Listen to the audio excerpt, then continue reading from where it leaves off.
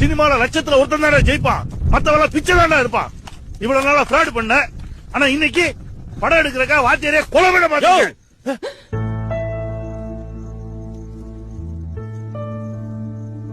கொலைகாரன்ற நான் கொலை பண்ணத பாத்தியா நீ?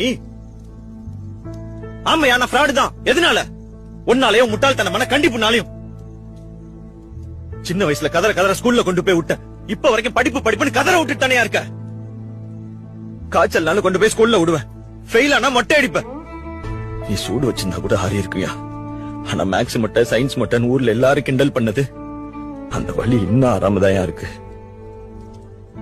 சைக்கிள்ல கீழே விழுந்தா ஓடி வந்து முதல்ல சைக்கிளை தூக்குவேன். சைக்கிள் மேல வச்சிருந்த பாஸ்ல 1% என் மேல வச்சிருந்திருக்கியா? நல்ல வேலை உனக்கு இன்னொரு குழந்தை பிறக்கல. பிறந்திருந்தா அதையும் டார்ச்சர் பண்ணியே கொன்றிருப்ப. நானும் அவனை இன்ஜினியரிங் சேர்க்க சொன்னேன், அது வேணாம் தானே நான் கையை உடைச்சுக்கிட்டேன். அப்போ அது விட்டியா நீ? உடைஞ்ச கையோட எக்ஸாம் எழுத வச்சு. ஆனா ஒரு வார்த்தை வழி எப்படி இருக்குன்னு கேட்டியாயா? வீட்டுல உன் டார்ச்சர்ல இருந்து தப்பிக்கிறது தான் என் ஹாஸ்டலுக்கே போய் சேர்ந்தேன். அங்க சோறு வாயில வைக்க முடியாது.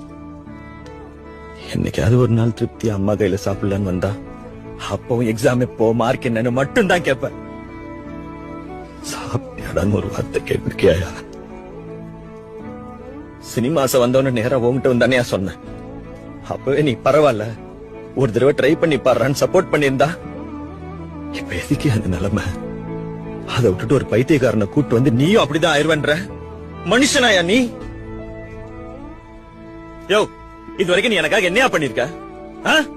உனக்கு என்ன, இந்த உலகமே இடிஞ்சு விழுந்தாலும் நான் இன்ஜினியர் ஆகணும், வேலைக்கு போய் அந்த எஜுகேஷன் லோனை அடைக்கணும், அதானே?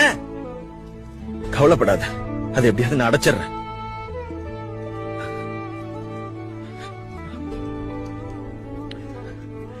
யோ, நீ சினிமால தோக்குற 99,999 பேரை மட்டும்தான் பாக்குற.